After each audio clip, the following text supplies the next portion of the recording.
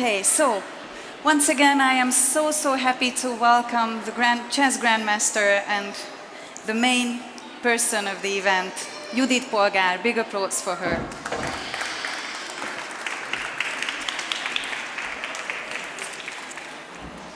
I can imagine when you were planning this really big event, it probably took some time to define the main focus or focuses. How did the innovation and creativity come to your mind? I think the reason is because it was very much in my chess life. And I see also that whatever I do, whether I organize a global chess festival or I do other activities, I always use my creativity. And I like innovative things. I'm always looking for them. It makes me happy. And I also believe that simply it's a lifestyle for me. I can absolutely see that. How much emphasis does creativity have in chess? How important is creativity in chess? Actually, it's interesting because when I was a little kid, I was very creative. And for example, I was creating my own chess studies or chess puzzles. And also in my chess, it was very much when I just wanted to create original moves which nobody played before, in situations when making moves when it was completely unexpected, those kind of ideas. And so in chess, this is creativity, but also a lot of other things. But when the computers came into the chess life and for chess professionals, it made it much more difficult. So this is why I was very much opposing to computers, because it limited my creativity. So I had to find other channels in chess and later in other things to live my creativity. And let's see the other part of today, the innovation. How important is it to be innovative while playing chess? Well, absolutely, especially because there are a lot of data and there are more and more data. It means not only in chess, but in everything else, we have to be innovative how to use those data, how to make statistics, how to make yourself use of all those elements. And I think in some ways it's also much more difficult to be innovative in a sense, because you have to be very focused which direction you go, and to filter all the information, and then with all those information to make yourself understand as much as possible, and then with a fresh mind to make innovative things. I just so much enjoy hearing you talk about all these things. We've talked a few minutes earlier, but in Hungarian, with your lovely sports women colleagues about how innovation is or changed chess. How could you summarize that? What kind of innovation does chess have? Well, actually, chess had a lot of innovations, starting out from adjourned games back in the 90s, I think, which means that we were playing games which stopped at some point, and an hour later we were continuing that. But those were completely demolished. It doesn't have it anymore, and it's obviously you cannot have it, because if you have a computer help in the break, then it would just lead the game completely different direction, and it wouldn't be fair. And then later on, another big change was the time control. When before we had the analog chess clocks, you had a certain amount of time for the whole game, which meant that sometimes for the people who couldn't make good time management, they were in time trouble. So because of this, they invented the Fischer chess clock, which is giving additional time after every move you make on the board. And of course, the biggest change and the biggest revolution which caused in chess is the analyzing engines and artificial intelligence, AlphaZero, which is very interesting that it gives such an interesting ideas and strategies that even the world champion is looking those games, and he's implementing the ideas of the artificial intelligence himself. I have to ask this because I'm really curious. So how does this change affect the players? I guess for some it's easier, but for some it's harder, right? I believe that many of the older generation players, they fell out because they were not able to adjust their mindset to the engines, to the everyday new concepts, it's just very difficult. So this is why in chess it's becoming a younger and younger sport.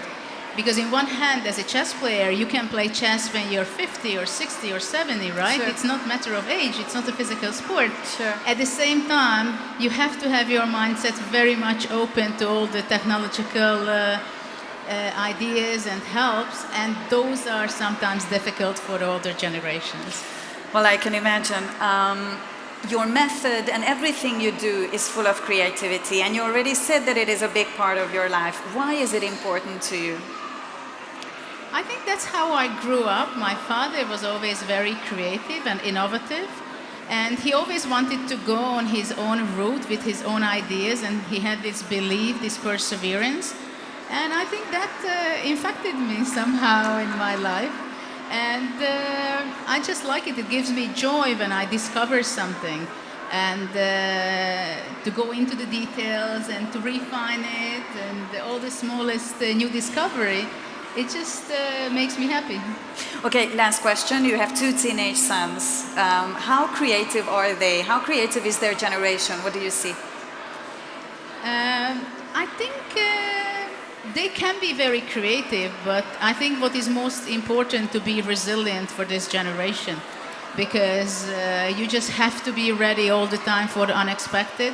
Sure. And so that's how your mindset has to be. It's always a pleasure talking to you. Thank you so much for this short but very fruitful conversation. See you back in the stage a little bit later, but until then, enjoy everything. Thank you so much. Thank you. Ladies and gentlemen, a huge applause, Judit Polgar. Thank you so much for helping me open the creativity and innovation talks that is coming up right now. We have a lot of really great presenters coming here on stage. We have videos, very colorful program for you. Our first presenter is a chess, creativity and digital mindset author and researcher. He was a creative director in several international advertising agencies. In the last years, among his interests, he researches the influence of computers and chess thinking and patterns. How exciting. His presentation is going to be named The Creative Code. Ladies and gentlemen, I would like a huge applause for Noam Manella.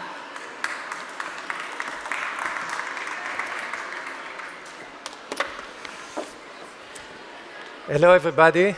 So my name is Noam Manella, and as she mentioned, I used to be a creative director in a lot of creative advertising agencies, and I saw that creative people, they think that they possess a kind of divine spark, that God touched them.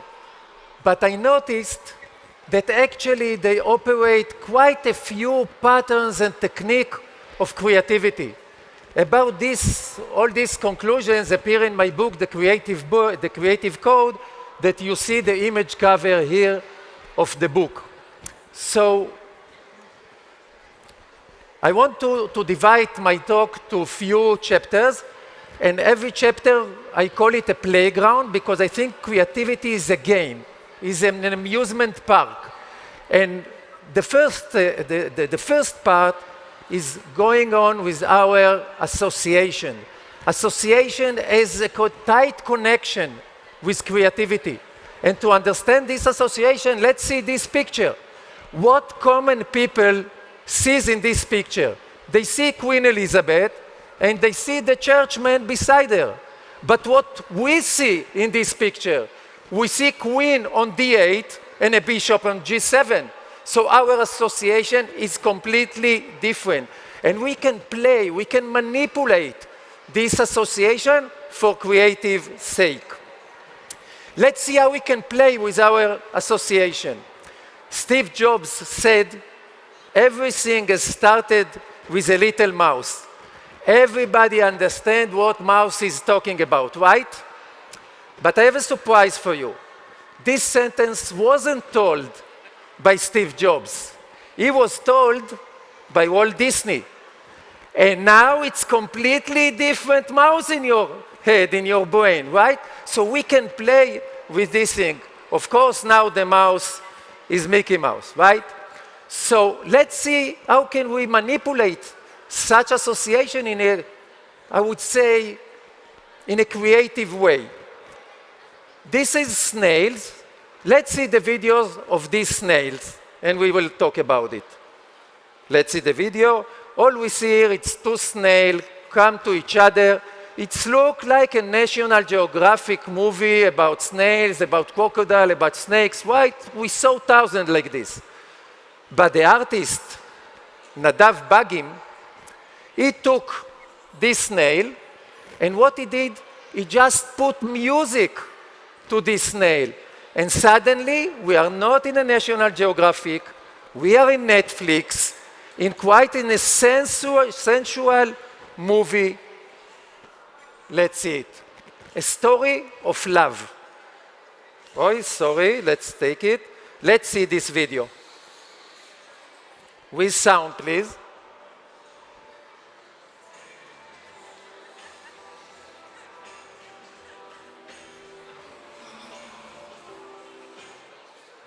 So it's very easy to play with our association.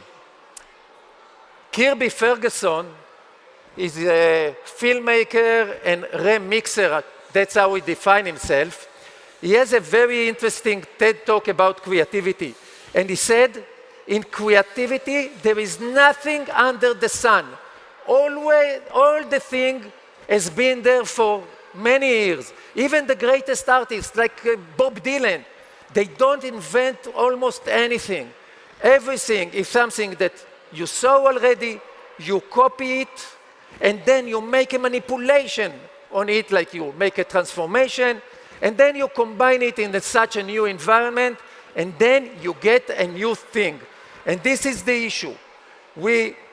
One is the thing that I would say characterize our era is the memes culture. And the memes working exactly like this. Let's see this guy. Bernie Sanders in Joe Biden's ceremony. He sits alone. Everybody see him like this. And the people on the social networks become starting to create memes after memes. So what they do, they copy Bernie Sanders, and then they make a transformation. They take the chair out, and they combine it in a new environment. Let's see a spar or a beam. And then you find Bernie Sanders here. And Bernie Sanders, he didn't know, but he also participated in the Pentagon riots, like this. And how it's connected to chess, Bernie Sanders loves chess. So who he will play with? The Queen's Gambit. So it's going to chess, it's going inside chess, without chess. We see how it works, the creativity works, and how everybody can operate these patterns. You don't need a divine spark that leads you. We live in a visual world. TikTok, Instagram, the text is decreasing. So let's understand how we can attract people to our work by the shape, by the visual. This technique I call shape the shape. And shape the shape, the idea is replacing one object with another one based on their common shape. Okay, let's see the work of John Steiner. She has a great book that's called Look Alike. And let's see this home. This home, nothing is what you see. Let's go to the window. I think that I see window, right? No, what we see is tea bags. Let's go to the entrance. Is it entrance? No, it's pretzels. Let's go to the fence. Is it fence? No, they are candles. So let's go to the wall. In the wall, we can find Jewish matzah. And even in the side, there is a nice bishop stand there. So nothing like as we think in the immediate when we see it. This is a very common creative technique in advertising. Why? Because it attracts attention. Let's see an advertising by Ariston, the they have a laundry machine, and they call this laundry machine a qualtis, ocean. So now the creative man sees it and said, okay, this is ocean, so I can turn the clothes into sea creatures. Look this beautiful ad. Let's see this video. With the volume.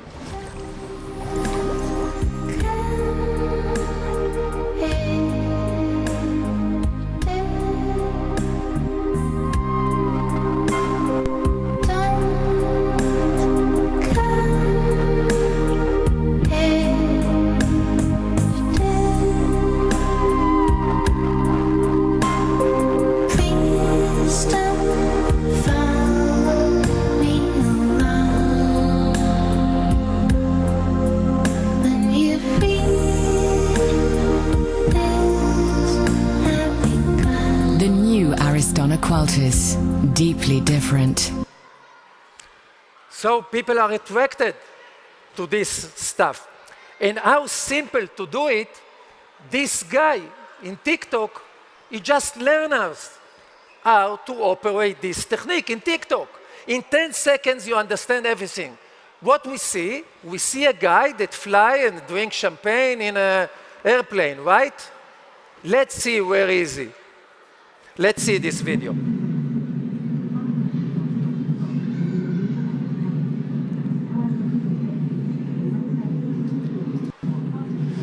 How simple is it? Everybody can do it, only you think like this. If you think like this, you can operate it. And it's very easy to adapt it.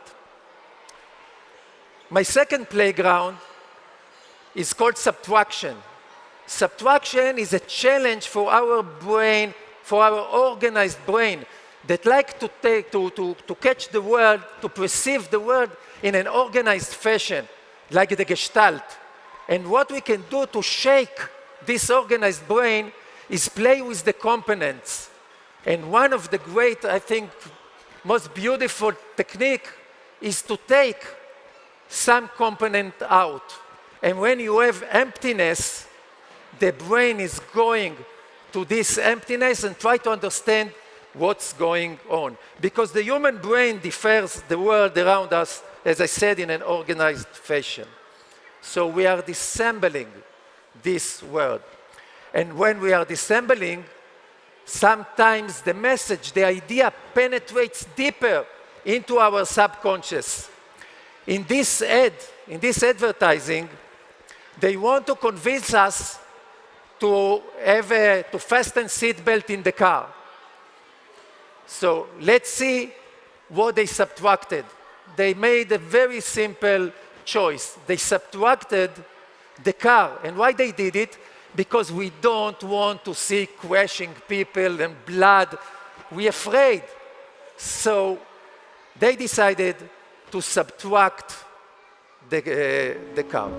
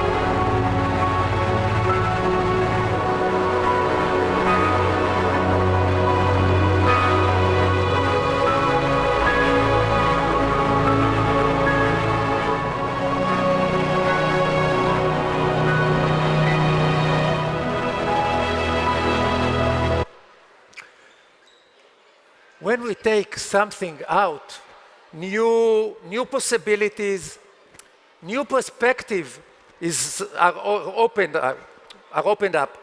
Now imagine that we subtract one of our senses, the sense of sight, what we can do when we are blind. So Tommy Edison is a social network sensation. He's a blind man, but he's a blind film critic. He sees movies in his brain only by sound, and he gives us critics, and he pointed out things that we never thinking about. It's imagine, just go to YouTube and follow this imagine guy, Tommy Edison. And it works exactly in chess. This, let's say, subtraction is a very strong motive in chess studies. Let's see this works of Kozlovsky from 1931. White want to win this position, but if he will play g7 right now, the rook will go from f8 to c8, and there is a draw position. White is stuck. But White has an idea to subtract one of his pieces. So he gives a check in g7, on g7. The king takes the bishop. He goes to h7. The king returns. And now we have exactly the same position, but without the bishop. So we have new opportunities, new possibilities. We go with the pawn to g7. The rook must escape, and now the h8 is a free square, and we can win easily. So all you have to do is to think in such a way. The last playground is to remix the natural order. When something is done many times, it becomes a pattern. And when we have a pattern, we have opportunity. Always, when we have a pattern, when we have a fixation, there is opportunity for creative. Even for AI. Ask AlphaZero if you don't believe me. This is exactly, AlphaZero plays with no patterns, and he plays so creative. But Google has another, a kind of AlphaZero, but not in chess, in script. Let's talk about this. There is a series, a very famous series of movies that called Stargate. And the actors of Stargate will reunite in the 6th of November, next month, to a new episode, but the plot, the twist in the plot, is that this episode wasn't written by a script writer. It was written by, let's say, AlphaZero of the movies. And it's amazing, this thing.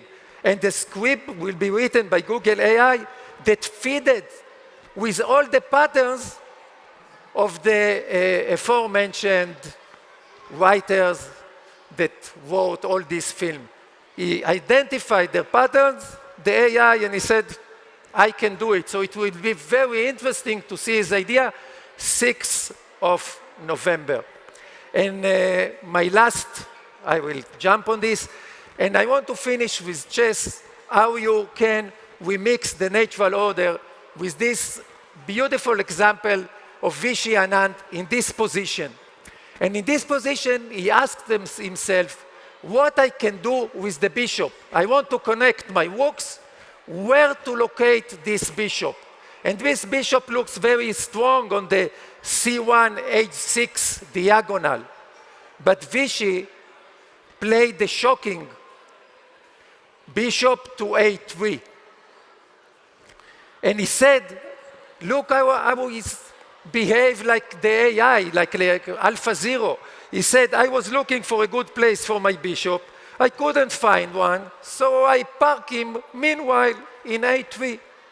And this is amazing thinking. By the way, if you put this position now to Stockfish, he doesn't like the bishop a3, but I like the way Vishy Anand thought about it. This is the big issue. If you want to see Adams, Michael Adams, lost this game after only, I think, 12 moves, and you can see the main hero of the battle is the bishop that back to business after a3, c1, g5, f6. So he only parked temporarily on a3. Beautiful mechanism, human mechanism of computer, of engines by V.G. Anand. So to conclude my talk, creativity, contrary to common belief, doesn't happen outside the box. Surprisingly, it's inside the box, but it's a different box. Thank you very much. Hope you enjoyed. Noam Manella, ladies and gentlemen, one more big applause. Thank you very much for your presentation. Thank you so much. And now back to the wonderful music. You've probably heard this tango before in films like Scent of a Woman by Al Pacino or True Lies by Arnold Schwarzenegger. Huga has adapted Por una cabeza to narrate a game between Judit Polgar and Garry Kasparov at Dos Hermanos, Spain, 1996. Big applause for the lovely artist.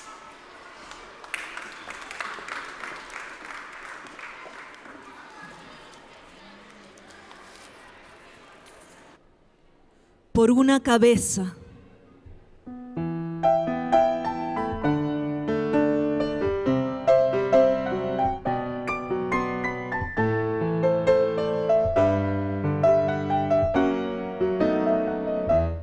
Por una cabeza de un noble potrillo que justo en la octava ganará el final.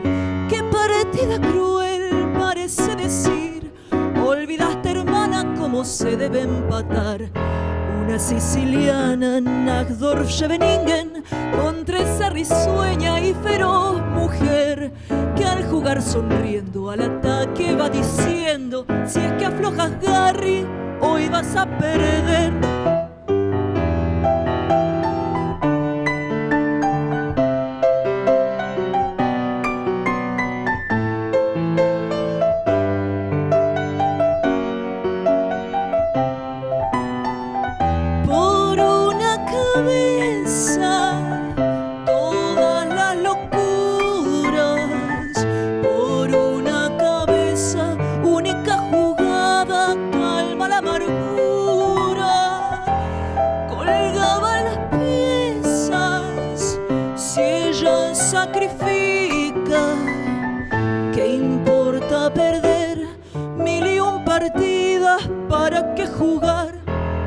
Desengaños por ese potrillo, ya juro 1000 veces no vuelvo a insistir, pero si se da volver a atacar, su corcel de fuego otra vez quiere entregar.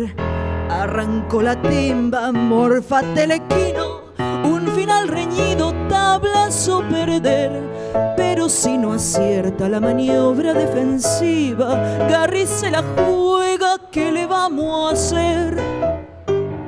Por una cabeza, todas las locuras.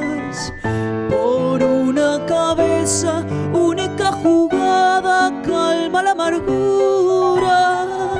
Colgaban las piezas, si ella sacrifica, ¿qué importa perder 1001 partidas? ¿Para qué jugar?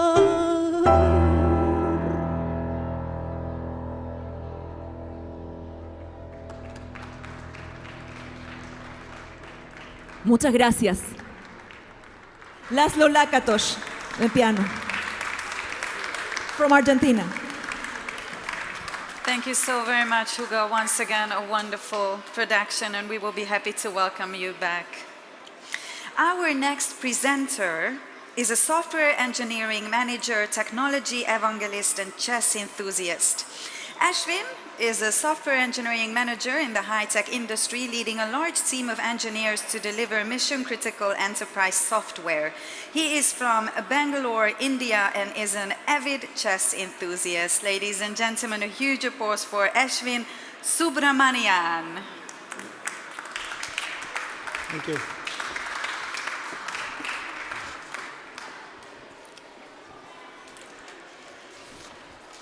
I'm very excited and honored to be here all the way from India for the Global Chess Festival to talk about one of my favorite topics, biofeedback in chess. In 1990, my father actually gave me a very special gift, one of the best that I ever received in my life, a personal computer. In the same year, the Kasparov-Karpov match actually drew me closer and deeper into the game of chess. And this personal computer quickly became my favorite sparring partner.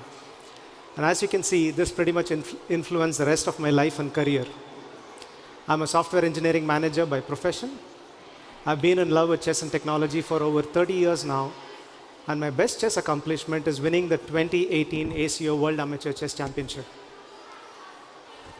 My objective with this talk is to share learnings and inspire action around biofeedback in chess. I'll start with talking about what biofeedback is and why. And then we'll move on to my experiments and learnings with eye tracking, tracking heart rate and calories, and then finally I'll close with heart rate variability. Let's begin by talking about what biofeedback is and why is it relevant in the context of chess. Before I define biofeedback, I'd like to remind you that you can only improve what you measure. And what biofeedback helps you do is essentially use sensors to measure bodily functions that you intend to improve. It could be something as simple as your heart rate, temperature, calories, and so on.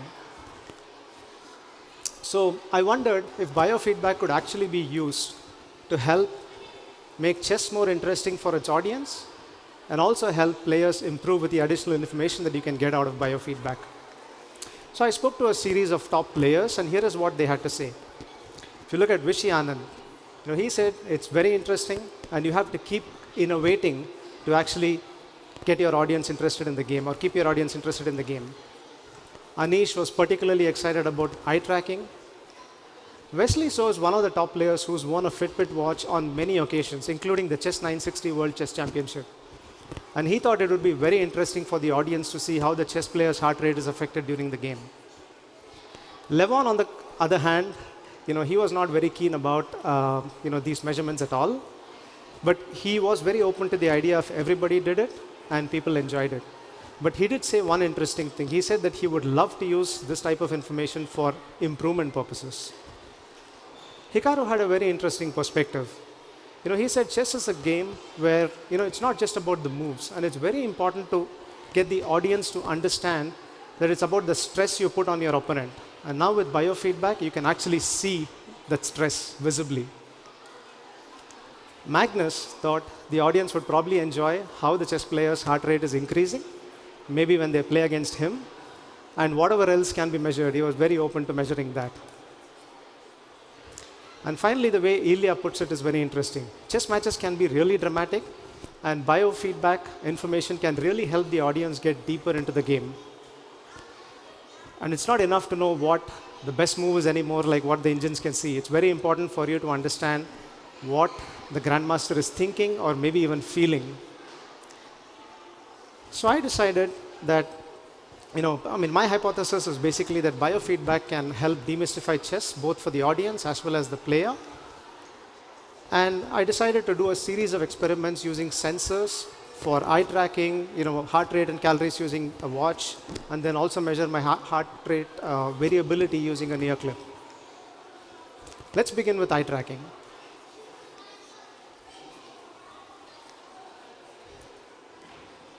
Okay.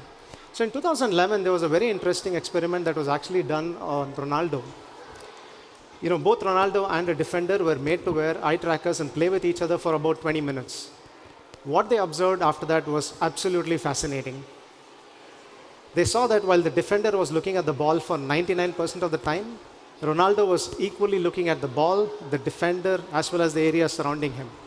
Professional players look and seek information in very different ways. Eye tracking has been tried at top-level chess before in the Pro Chess League in 2019, and the audience and the commentators absolutely loved calling upon the eye tracking information on demand for additional insight. So the Tobii eye tracker that they used is a very simple device which basically clips onto any monitor or laptop screen, and you have an eye tracker that's available to you. And it lets the audience see what you are seeing as the streamer or the player. This is extensively used by streamers, both in YouTube and in Twitch, to show their audience what they are seeing when they are gaming. And they can show it in various different forms, like the bubble, the solid blob, a heat map, or even a spotlight. So I decided to play a series of games with eye tracking myself. And this is a position where my opponent's queen on c8 is actually looking at the pawn on h3, and I completely missed that. The red marker that you see over there is basically where my eyes are looking at. And when I play the video, and when I realized that I had missed queen takes h3, just look at my expression. So the first part of the video is a bit faster than it really is, in the interest of time. So carefully observe now what happens when I realize that the queen can take h3. This is another position where I was completely winning, with 2 pawns up, but my opponent makes a very sneaky move. He plays b4, essentially shutting out my king. I knew that there was always rook f1 check, but I didn't see bishop c1 resulting in checkmate. Again, if you see my eyes never moved past a certain place in the game. Let me play that again. Yeah.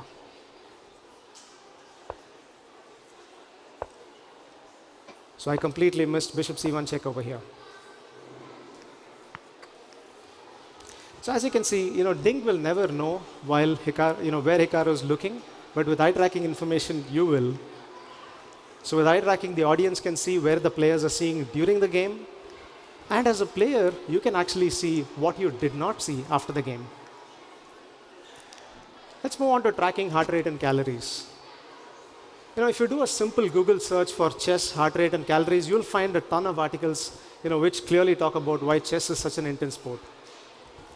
So I was very curious, how would chess actually affect my heart rate and my calories? So I decided to use a simple Apple Watch app that could actually beam my heart rate and calories onto my PC, and I could also get a lot of raw data that I could use to analyze. So I decided that I won't try this only with chess, but I'll also try this with a lot of other activities that are part of my day-to-day life. And the results were very interesting. But before I show you the results, I want to also mention that my baseline resting heart rate is about 65. So I started with measuring one of my most regular activities at work, official working meetings.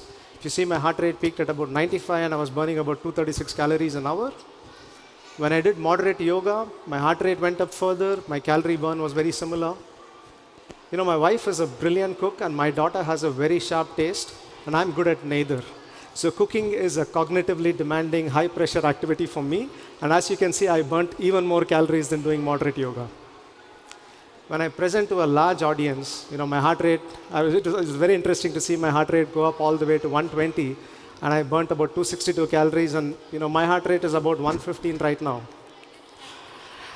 And when I did intense yoga, it actually pushed both my heart rate and calories even further. And finally, when I worked on something with intense focus and cognitive load, you can see my calorie burn was higher than even intense yoga.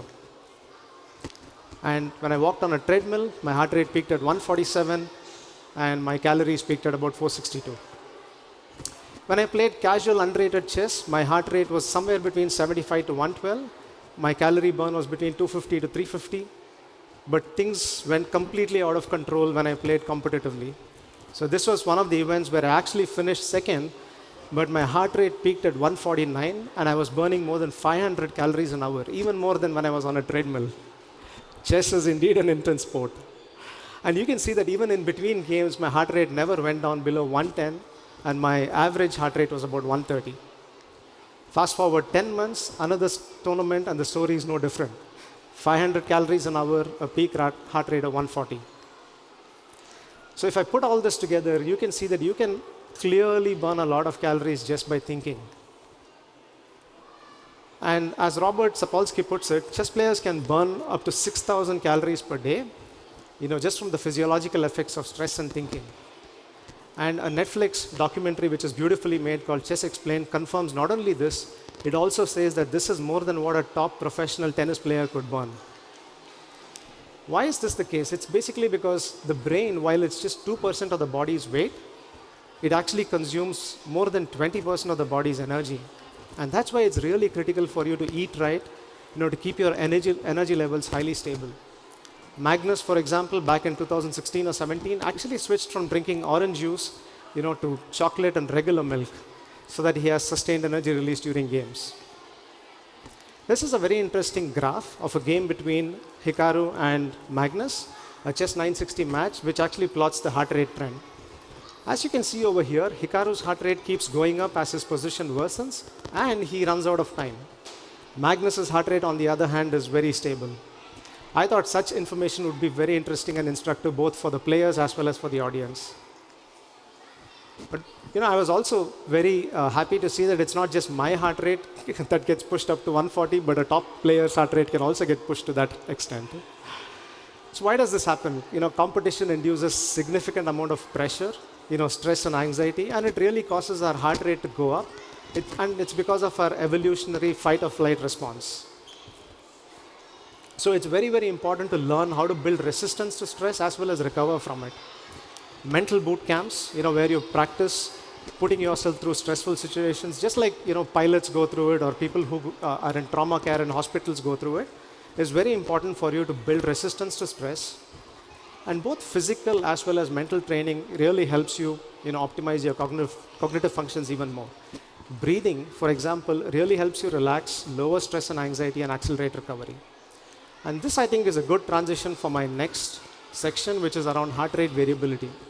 And heart rate variability, I'm not sure if you've heard of it, but it's one of the most important biomarkers that are emerging, and it can actually predict both your mental and physical health. It's a very simple concept. It's essentially the time difference between successive heartbeats. And as you can see, this time difference is actually variable, and hence the term heart rate variability.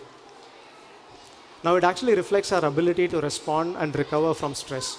Higher your heart rate variability, the better your ability to recover and respond from stress. The good news is this is actually trainable just like any other muscles, and a lot of top professionals are actually starting to use it in order to improve both their training as well as actual performance. And before I talk about how to go about training your heart rate variability, I think it's important to understand that the heart-brain connection is bidirectional. Heart signals, which are almost 90%, we have always been taught that it's the brain that controls the heart. It's actually the other way around. Heart signals are 90% higher than signals from the brain to the heart. And these signals have a significant impact on functions like focus, problem solving, and decision making. Absolutely critical skills for chess. And one of the other important things to remember is that when you actually have positive emotions, these heart signals are very coherent between the heart and the brain, which enable higher cognitive functions. So HRV training is a very simple concept. It's a combination of resonance breathing, where you exhale a bit longer than you inhale, and visualize positive emotions so that you can optimize your cognitive function. So I decided I'm going to try some HRV training myself, and I practice this every single day for about 10 minutes per day, throughout the month of August. And as you can see, both my HRV training as well as my waking HRV went up. And multiple areas in my chess actually showed improvement during the same time frame. And these are areas where my nervous system had to be balanced, whether I was in a winning position or I was in a difficult situation where my resourcefulness were important. So my big question is, 10 years as world number 1, is Magnus Carlsen, is the big differentiator for Magnus Carlsen higher heart rate variability? So I'd like to leave you with a few noteworthy technologies. If you have an iPhone, you can convert it into an eye tracker using a simple app. Philips has very interesting technology which can actually measure your heart rate and breathing rate using any webcam. HRV used to require an ECG. Now you can simply use a smart ring, a smartphone, or any device like a specialized device to measure your heart rate, like the inner balance that you see here. And if you wear a watch like the Fitbit watch when you're sleeping, you can actually get very detailed sleep metrics which you can now connect to your chess performance if you would like. And one of the most important recent trends that's emerging is called emotion AI. And it helps you gain emotion insights very, very accurately from your biofeedback, and you cannot manipulate this. So consumer biofeedback is in its infancy, but it's actually growing rapidly. It's very important that we invest in this early. Just look at the last 5 years, how far smart watches have come as an example. Just imagine 5 to 10 years from now where these watches would go. So eye, heart rate, and calorie tracking could actually open big new doors for the game of chess, and HRV, I think, is a big differentiator. So I'd like to leave you with 3 ideas. One is integrate eye tracking and heart rate tracking on online platforms for audience as well as players, both for entertainment and improvement purposes. Eye tracking and heart rate tracking can also be leveraged for improving anti-cheating algorithms further. And you can actually combine both your biofeedback analytics with your chess analytics to make your entire analytics for the game much more comprehensive. So I would leave you with this question: is biofeedback a supplement or even the breakthrough that chess requires in the next decade? And I would finally like to thank every one of these people who patiently looked at my presentation, gave me a lot of valuable feedback, asked me a lot of difficult questions to refine my slides. And I would like to particularly thank Judith for this wonderful opportunity to talk with all of you about my favorite topic, biofeedback in chess. Thank you.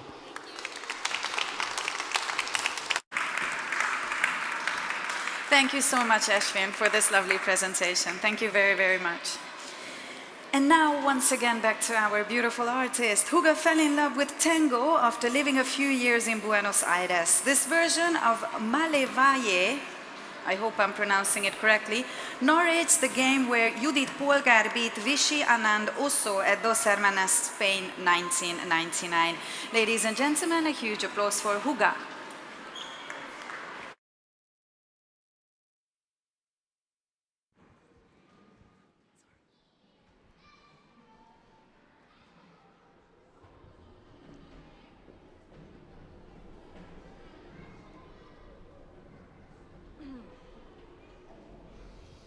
Malevaje.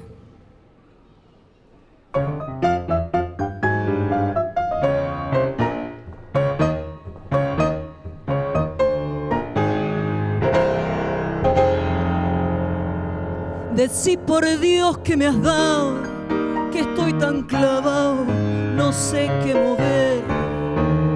Mi rey tiembla arrinconado, me mira sin comprender. Tenía pieza de más, tu ataque es brutal, no hay nada que hacer. Sacrificaste caballos como si esto fuera gambito de rey.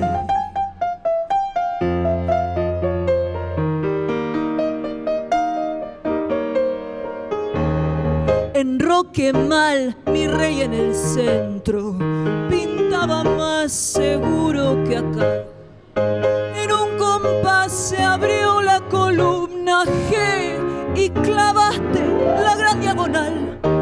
Las vi atacar torres demoníacas junto a ese alfil malevo y feroz. Ya no me falta pa' completar, quedar en Suxban e hincarme a rezar.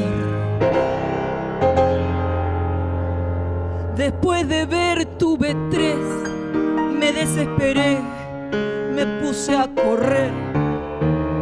Mi posición es perdida, cualquier jugada es mortal. Si yo que nunca aflojé, de noche angustiado, quiero abandonar. Decí por Dios que me has dado, que estoy tan clavado, no sé qué mover.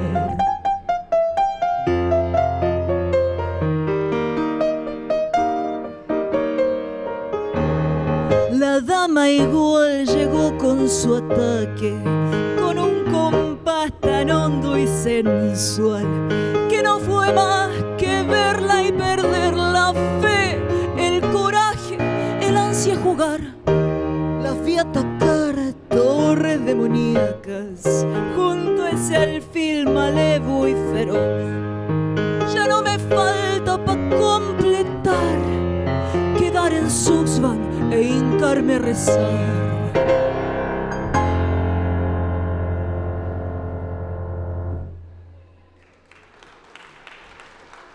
Muchas gracias. Thank you very much. Köszönöm szépen. Thank you so very much to both of you. Lovely performance. Our next presenter is the Managing Director of Morgan Stanley Hungary. He is, as I said, the head of the Morgan Stanley Budapest, and he is an avid chess player. Norbert is a candidate master and serves on the board of the Hungarian Chess Federation. The title of his presentation is Innovation: How Technology Has Transformed Finance Over the Past 15 Years. Ladies and gentlemen, a huge applause for the Managing Director of Morgan Stanley Hungary, Norbert Fogarasi.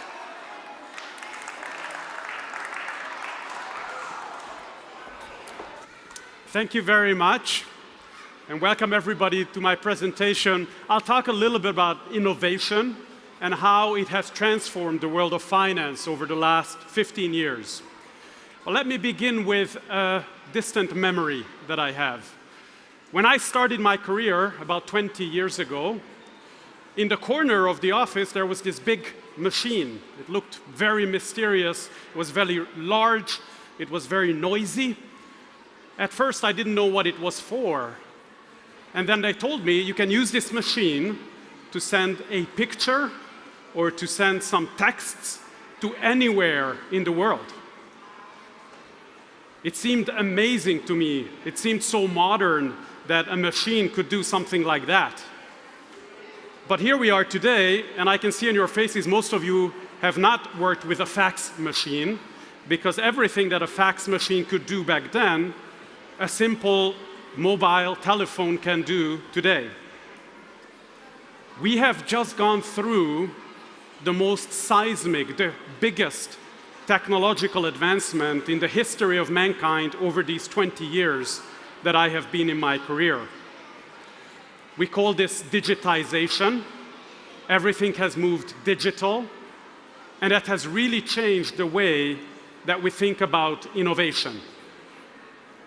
I remember as a child, when I thought about innovation, I thought about people in the laboratories, in white lab coats, trying to come up with new creative substances.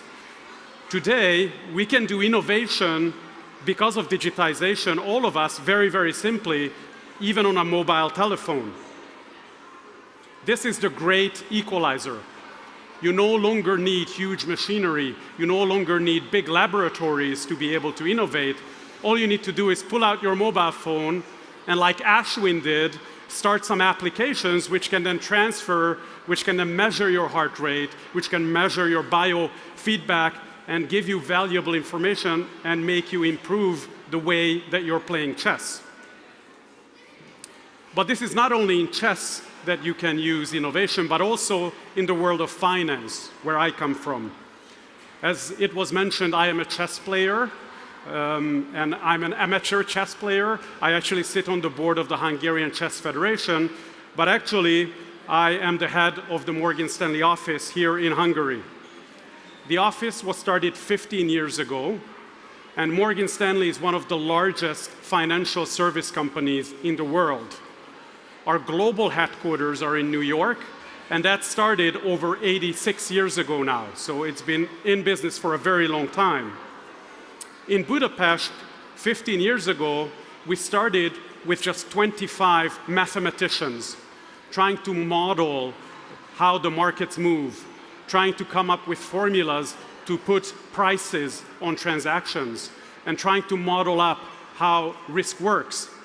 By today, in 15 years, we've grown to over 2,500 colleagues working in Budapest across 10 different business units, including technology, risk management, and finance. And what's common between the 2,500 colleagues, we all use computers. We all use the digital technology to try and come up with new ways of doing things and trying to come up with ways to innovate. Let me give you an example. We have over 200 of my colleagues who have mathematical work. We call them quants. They're quantitative analysts that work here in the Budapest office. And they actually have different backgrounds. Some of them have studied biology, some of them have studied chemistry, some even meteorology to try and predict how weather patterns will work. They actually can end up using that knowledge in the world of finance. What they try to do is come up with mathematical models to predict trends and patterns in the financial world. They use digitization, which has really changed the world of finance. I remember when I started 20 years ago, I was sitting alongside the traders, and the traders were people who were on telephones, speaking with a client, yelling orders to each other. Today, none of the traders work like that. They all use their computers, and a lot of the market making is actually electronic. It's actually robots that do a lot of the pricing and quoting of transactions. And in order to stay ahead of the market, in order to stay in the game, we need these algorithms which put out quotes and prices in the market, because Morgan Stanley is a constant market maker in the global market, and we actually need to change these algorithms from time to time in order to stay in the business. So in effect, innovation is a necessity. And at Morgan Stanley, we actually have a very long history of innovation. Morgan Stanley was the first financial company to partner with IBM and use computers for financial analysis. That was back in 1962 that we started using computers for financial analysis. In 1980, Morgan Stanley was the company who took Apple public.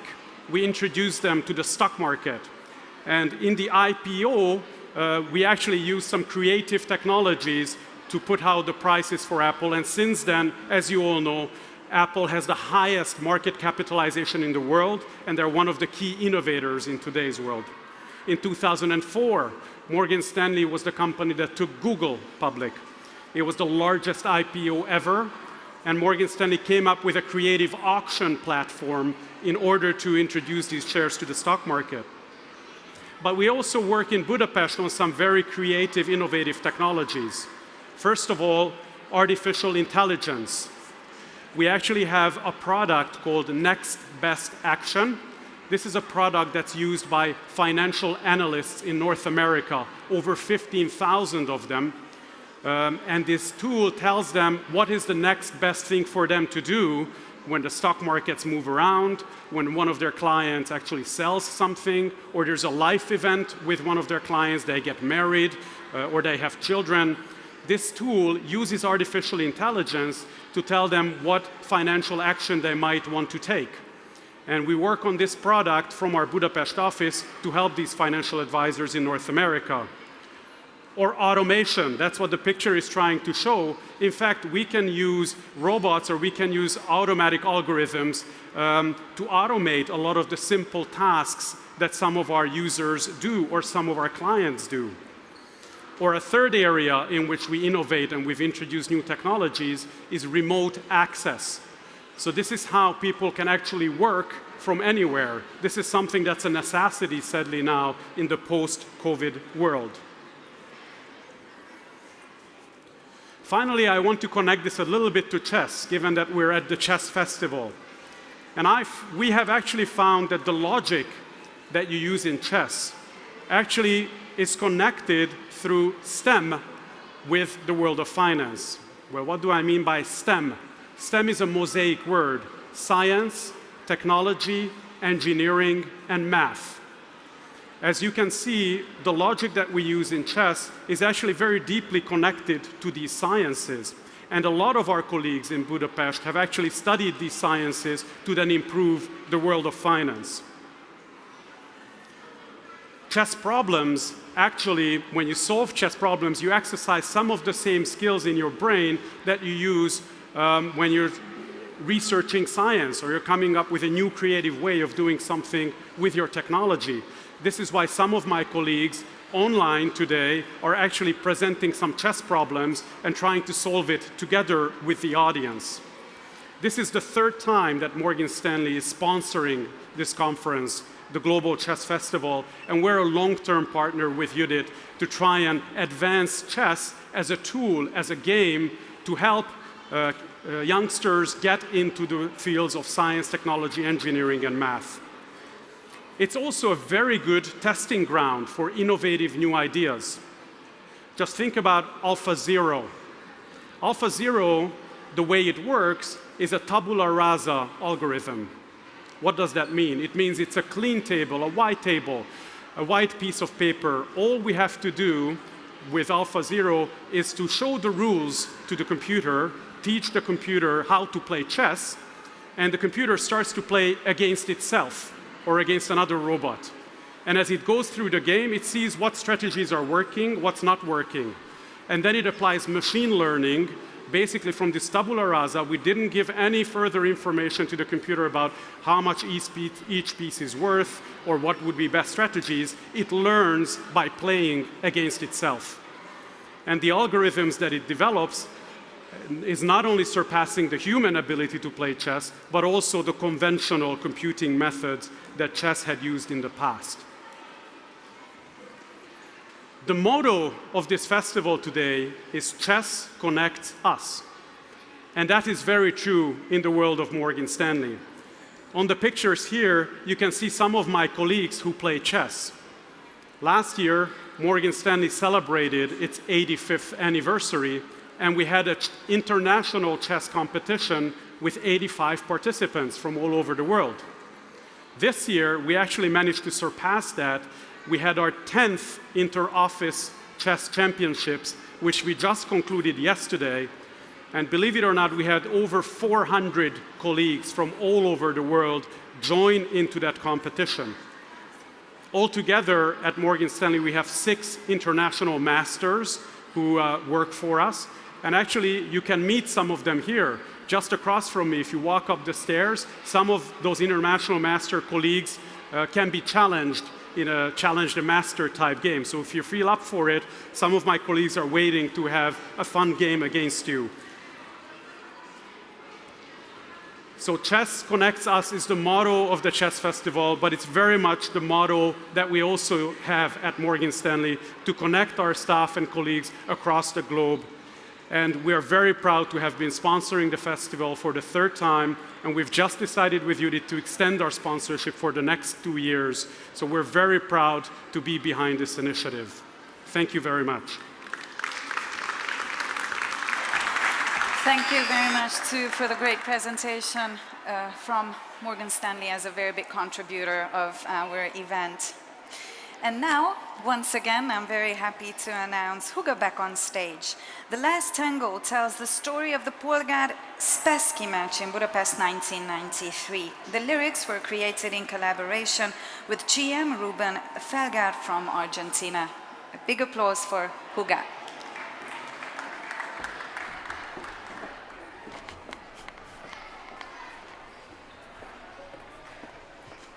Esta noche de luna. Köszönjük szépen.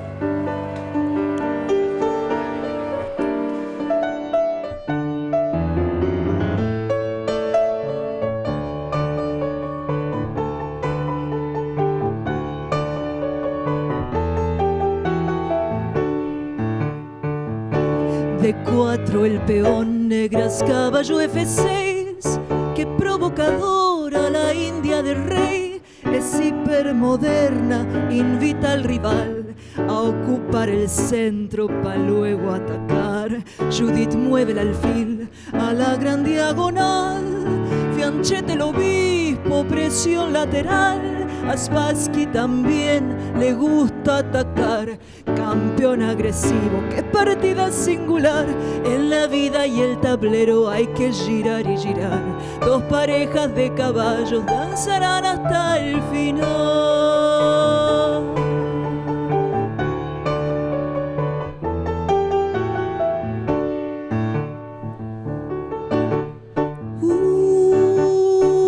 Uno busca coronar,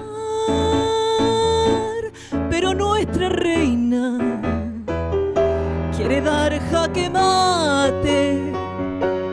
Polgar embruja la estrategia futura, enlazando caballos contra juego letal. Uno busca coronar.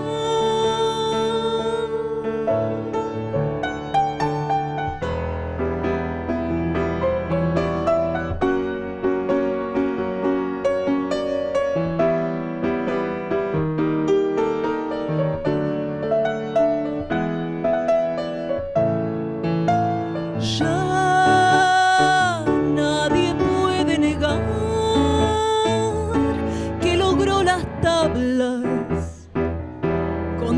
millones de menos y en los abismos de este jaque perpetuo, sonriendo al compás, el gran Boris y Judith firmaron la paz.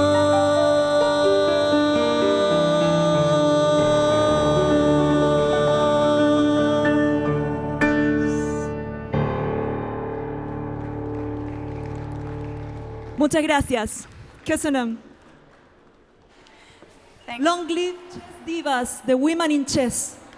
Exactly. Thank you so very much to both of you. Ladies and gentlemen, Huga and László Lakatos, the great pianist. Thank you very much for these really great songs. There are a few Hungarian names that people, wherever you go in the world, probably know. Maybe Puskás is one of these names, our football brilliant expert. And I'm pretty sure if I had to ask you, what other two names could you say? Maybe, or most probably, you would say these two names. It is Judit Polgar and Ernö Rubik.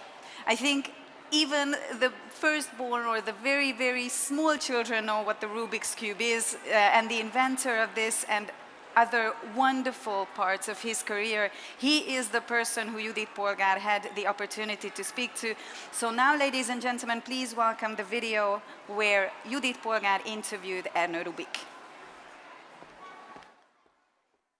I'd like to welcome Ernö Rubik, who is the creator of this wonderful magic, right? And I would like to ask a few things, and can you share your thoughts on creativity, innovation? What does that mean to you? And how was it part of the discovery and the creation of the cube? Creativity is a magic word nowadays. You know, there is a creative industry, for example, and you can speak about creative people as a type of work. But I believe creativity is a capability for everyone on the street. So all of the human being. Creativity made us human being. Because to find out in the jungle the food, to find out the animals, and to know which one is you can eat and which one is poisonous, and so on and so forth. So you need creativity to survive, and you need creativity to progress. And to be creative is a good, how can I say, behavior. Creative people. You need to pay attention about possibilities, and you need a need to do something, to change, and to analyze the result, and if it's good, you can share with other people. And you can enjoy the progress by itself, and nature the result as well. Well, this is exactly what it gives me a lot of happiness, actually, when I have something that I can create, whether it's my chess game or something else. To discover something, it means a lot. And for me, I think I can say that it's a way of a lifestyle, to look for something new, to make new combinations, to do things together which previously existed in this or that form. This is how in a chess game, when I create a novelty, a new idea, of course all these things, small things happened before, but exactly in that form it never happened before. So do you think creativity is something that you can learn? You can learn how to be active. So it's the most important thing, your need inside, your wishes and your interests. You need to find it exciting, and you need to find it entertaining, and so on. That kind of activity is creativity. To be creative. How can I say? And I think the key word is changes. So you know, it's the same thing. It's to imagine a world where all the time is light, or all the time is dark, or all the time is the temperature is the same. It sounds terrible. So we need warm and cold, and we need changes in climate, we need changes in environment, and so on and so on. We need changes in general. We, as a person, are changing in our life, starting from very small kids and after that aging. But in every parts of our life has some different character. We are doing different things, but creativity is some kind of red line that goes through on all of this. So, and you can get some kind of energy from it. So it makes life entertaining. So without that, life is boring for me. Yes, I can completely agree with that. But of course, being innovative and creative and to discover things, it also means that you are visiting a dead-end street time to time. So you're frustrated, you don't understand why the solution is not coming, right? How did you deal with this feeling when you were during the progress of making and creating the cube itself? If you have the knowledge, it is natural, it's nothing happened at once. There is a route that you need to go through, and this route, you need energy, you need time, you need some kind of force to do it, so power and so on. Nothing happened at once, so that there is a progress all the time, and sometimes it can be some kind of lifetime. Sometimes it's a period of life, sometimes one day. Where did you got this perseverance and belief in the things that what you're doing? Does it come from your family, or when did you discover that you have this this perseverance in yourself, that you never give up? You know, it's nature.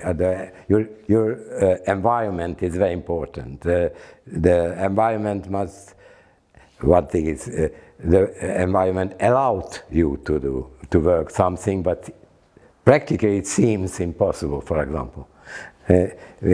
In a bad environment, they're asking, what is it? That's blood, it's stupid, it's not, you never do. So were succeed. You inspired by yeah. Your parents and the people around you? I think they never stopped me so to do something. So mostly I made my toys by myself. I was learning kitting, I was learning many things.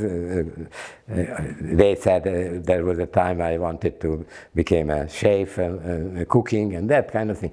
In general, for the younger age, it's very good if you learn everything what is possible, to see what your mother or your father are doing and participate.